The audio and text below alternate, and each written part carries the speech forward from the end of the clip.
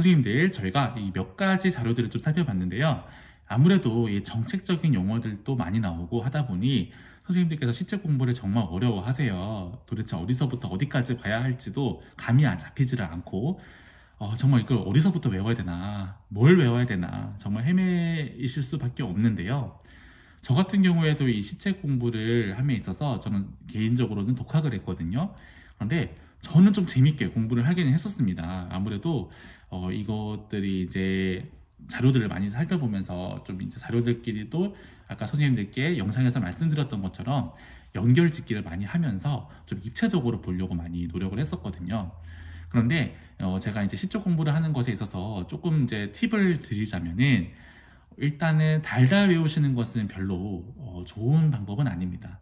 왜냐하면요, 분량이 정말 많아요. 특히 이제 경기도 같은 경우에는 봐야 될 자료가 많다라고 말씀을 드렸었잖아요. 그러다 보니까 그걸 다 외우실 수도 없는 것이고요. 일단 불가능한 것이고요. 외운다는 것 자체가. 두 번째는요, 외운다고 한들 써먹기가 힘듭니다. 왜냐하면요, 뭐가 나올지 모르잖아요. 심층 면접에 문제가 나와도 몇 문제 나오지도 않는데 내가 외워야 되는 거는 굉장히 분량이 많고, 그러다 보니까 언제 어떤 질문에 어떻게 써먹어야 되지? 라고 하는 또 이런 현실적인 문제에 부딪히게 되거든요. 그래서 사실 효율적이지가 않아요. 달달 외운다는 것 자체가. 그럴 수도 없을 뿐더러. 그래서 제가 드리고 싶은 말은, 이제 영상에서도 말씀을 드렸지만 어떤 그런 교육 정책이라고 하는 것이 딱 이렇게 유목화가 되어 있잖아요. 뭐 4대 교육 정책 이런 식으로. 그러면 그것을 가지고 이제 선생님들께서 읽으실 때 방향을 잡는 겁니다. 그래서 내가 뭐 시공간을 넘는 이런 부분과 관련을 해서는 어떠한 정책들이 있었지? 이렇게 연결을 짓고요. 학생의 뭐 자율성 뭐 이런 등등의 어떤 그런 것들 가지고는 또 어떠한 키워드로 연결을 시키지? 라고 하는 것들. 그래서 제가 영상에서 선생님들께 설명드렸던 것처럼 이 4대 교육 정책이라고 하는 것이 있잖아요. 뭐 예를 들면은 학교 자율과 책임이라고 하는 것이 첫 번째 교육 정책이었고, 두 번째 교육 정책이 뭐 지역 협력이다. 세 번째가 뭐 시공간을 넘어 배움을 확장하는 교육이다. 네 번째가 학교 중심의 공교육 확대를 지원하는 행정이다. 이렇게 했을 때 그 각각의 이제 키워드들이 있잖아요. 예를 들면 뭐 세 번째 교육 정책에서 시공간을 넘어 배움을 확장한다라고 했을 때는 선생님들께서 여기에서 이제 뻗어 나가야 되는 것이 뭐가 있어요? 경기 온라인 학교라고 하는 것도 있고 경기 공유 학교라고 하는 것도 있잖아요. 이렇게 그 4대 교육 정책이라고 하는 것을 선생님들께서 시책을 보시는 큰 방향으로 얼개를 잡으시고 거기에 덧붙여서 이제 또 중요한 개념들을 이렇게 유목화를 하시거나 혹은 구조화를 하셔가지고 머릿속에 입력하셔야 되는 겁니다. 자, 그 다음 두 번째는요, 선생님들이 이제 사실 저희가 임용시험을 준비하다 보면 다른 어떤 사기업 혹은 대기업, 공기업 등등의 일반 회사에 채용하시거나 또 그런 일할 경험이 별로 없잖아요. 그런데 그런 어떤 취준생의 어떤 삶을 살아보다 보면 사실 이 기업 분석이라는 것을 해요. 그래서 내가 입사를 할 채용을 하고 있는 그 회사에 대해서 아주 샅샅이 아주 면밀하게 이제 공부를 하거든요. 그래서 그 기업에 대해서 내가 지원한 그 기업에 대해서 아주 그 과거부터 현재 그리고 앞으로 이 미래까지 굉장히 면밀하게 살펴보고 분석을 해요. 그래서 자기소개서도 쓰고 그런 이제 기업의 인재상에 맞춰서 내가 또 이제 면접도 준비하고 그러는 거거든요. 마찬가지라고 생각합니다. 저는 이제 개인적으로 일반 이제 학교 이외에 어떤 그런 이제 일반 회사의 이런 경력이 조금 있는데요. 그런 것들의 어떤 그런 면접이라던가 또 이런 것들 준비했었던 그 경험에서 우리도 똑같다라고 생각을 했었어요. 우리는 지금 이 경기도 교육청이라고 하는 회사에 입사를 하는 거잖아요. 그 채용에 지금 지원을 한 거잖아요. 수험생이기 이전에. 그렇죠. 그래서 취준생과 같은 그런 마음으로, 그런 관점으로 이 경기도 교육청이라고 하는 이 회사에 대해서 아주 샅샅이 공부를 하셔야 되는 거예요. 다행스럽게도 우리 시책이라고 하는 것을 통해서 혹은 뭐 경기미래교육 2030 등등의 이렇게 집약되어 있는, 잘 정리되어 있는 자료가 이렇게 제공이 되니까 얼마나 다행입니까? 그래서 이러한 자료들을 어떻게 봐야 되는가라고 했을 때 관점을 좀 달리 하셨으면 좋겠어요. 무슨 말이냐면, 내가 현장에 가서 아까 우리 살펴봤던 자료 중에서 뭐 예산에 관한 자료 있었죠. 뭐 어떤 정책에는 어떤 예산이 편성이 됐고 이런 것까지 내가 왜 공부해야 돼? 라고 하실 수 있는데요. 아까도 말씀드렸지만 이런 면접 현장에서 숫자가 주는 강점이 있습니다. 신뢰성을 주기도 하고요. 또 굉장히 집중을 시킬 수 있습니다. 그 순간.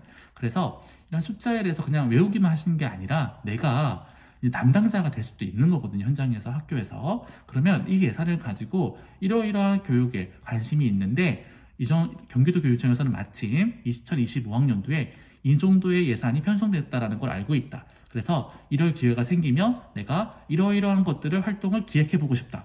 이렇게까지 얘기를 하면 정말 이 사람은 뭐예요? 굉장히 입체적이고 현실적이고 그리고 실천 중심으로 정말 본인이 현장에 가서 하겠다라는 그런 사람의 어떤 그런 의지가 보여지지 않습니까? 그런 식으로 내가 기업 분석을 하듯이 일반 회사의 기업 분석을 해서 자기소개와 면접을 준비하듯이 그런 마음으로 우리 교육청의 어떤 실책 자료들을 보셔야 되는 거예요. 그래야지 생동감이 살아나고요. 또 실책에 있는 그런 정책들은 그냥 텍스트 이상을 넘어서 실질적으로 경기도 교육청에서 여러분들 선생님들께서 이제 가셔야 되는 그 학교 현장에서 실현되고 있고 구현되고 있는 하나하나의 살아있는 정책들이거든요. 그래서 이런 것들은 내가 담당자라면, 내가 현장에 있는 교사라면 어떻게 운영을 해나갈 것인가, 그런 관점으로 시책을 보시면요 정말 하나하나가 재미있게 읽혀진다는 거예요. 굳이 외우려고 하지 않아도요. 저는 그런 마음으로 준비했거든요.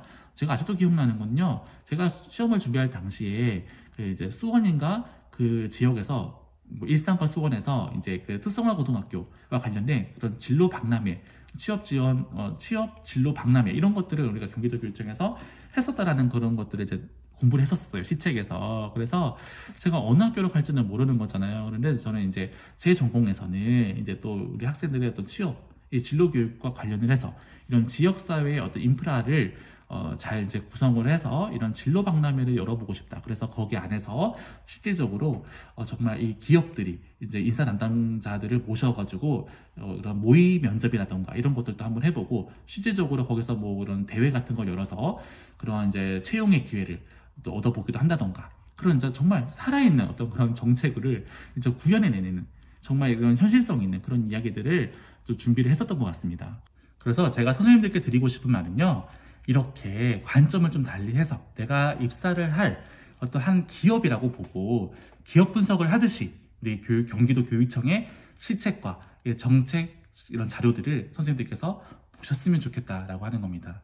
자, 그리고 마지막으로는요, 선생님들께서 이 시책만 보시는 것은 안 되고요, 이 시책 이외에 이런 것들을 보완해 줄 수 있는 자료, 오늘 제가 영상을 통해서 선생님들께 계속해서 이제 보여드리고 있는 어떤 보도자료라던가 혹은 우리가 이제 여러 가지 어떤 이제 교육관님 아까 인사말까지도 선생님들께 보여드렸었잖아요.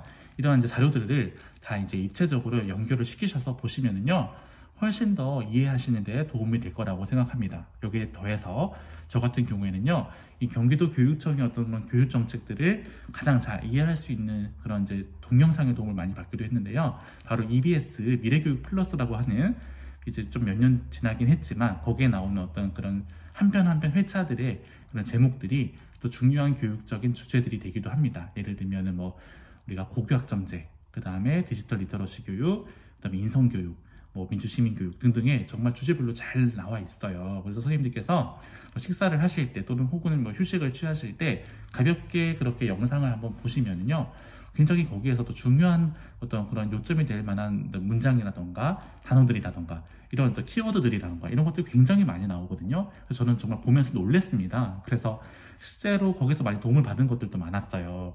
그래서 선생님들께서 이 이제 뭐 시책 스터디 같은 것들을 하실 때 이 시책만 보시지는 마시고 이 시책에 해당하는 또 사례들을 또 보도자료라던가 뉴스 기사, 그리고 이제 심지어는 이렇게 동영상 자료들까지도 선생님들께서 좀 찾아보시고, 또 이제 경기 온라인 학교라던가 또 경기 공유학교라던가 이런 게 이 문자로는 그대로 이해가 되시지 않는다면은 실제로 경기도 교육청에서 운영하고 있는 그런 이제 유튜브 채널 같은 것들도 보셔도 그런 것들을 정말 이 홍보 영상을 잘 만들어 놨습니다. 그래서 이 영상 하나만 보셔도 대강 이제 감이 잡히실 거예요. 이렇게 수단과 방법을 가리지 않고 이 시책을 내 것으로 만들기 위해서 선생님들께서 여러 가지 매체들을 활용하셨으면 좋겠습니다. 그래서 좀 더 풍성하게 선생님들의 답변을 완성해 보시고 그렇게 2차 시험을 준비하시면 사실 어떤 질문이 나와도 선생님들이 이제 알고 계시는 것들을 잘 이제 서러운 본론 결론에 맞춰서 답변의 형식을 잘 갖추어서 설득력 있게 말씀을 잘 하시면 또 좋은 점수를 기대할 수 있지 않을까, 그런 생각이 듭니다. 자, 이제 합격자 발표가 얼마 남지 않았죠. 선생님들께서 그 전까지 어떻게 보면 이제 임용시험이 끝나자마자 거의 2달에 가까운 이 2차 시험 준비 기간이 있는 겁니다. 그래서 선생님들께서 시간이 부족하다면 부족할 수 있고 또 충분하다면 충분할 수가 있는 그런 시간들인 거거든요. 그래서 지금부터라도 마음을 다잡으시고 2차 시험 준비를 잘 하셔서 정말 나의 답변을 잘 완성을 하실 수 있는, 그래서 1차 시험 합격 발표 전까지는 어떻게든 나의 답변을 완성해 놓으시고 계속 이제 다듬으면서 수정하면서 최종 답안을 완성해 놓으시고, 그리고 이제 이 합격 발표가 나고 난 이후에는 이제 본격적으로 한 3주 정도의 시간이 있을 것 같거든요. 그러면 어떻게 하래요? 그때는 이제 실전 연습을 이제 하셔야 되는 거거든요. 스터디도 열심히 하시고, 그리고 스스로 셀프로 이 영상 촬영을 하셔가지고 촬영만 하시면 되는 게 아니라 그걸 다시 한번 끝나고 나서 돌려보시면서 모니터링을 하시고 어떤 부분에서 피드백을 받았었는지 다시 한번 내가 스스로 내 영상을 보면서 분석을 하시고 다시 한번 그 주제로 다시 한번 실현을 해보시는 혹은 연습을 해보시는 그런 과정들이 있어야 내가 이제 정말 자신 있게 준비를 하실 수 있는 거거든요. 그래서 이제 사실 이렇게 꾸준히 계속 반복하시다 보면 이제 2차 시험 날 돼서는 그냥 자동으로 수업 실현이 되어지고 면접이 되어지고 답변이 되는 그런 이제 놀라운 일들을 체험하게 되실 겁니다. 자, 이제 남은 시간 동안 선생님들께서 또 이제 곧 주요 업무 계획이 발표가 되면 또 열심히 또 분석하시고 또 이제까지 공부하셨던 것들과 비교하시면서 이제 또 덧붙여 나가시면서 그렇게 2차 시험 준비를 꼼꼼하게 해 나가시기를 바라겠습니다.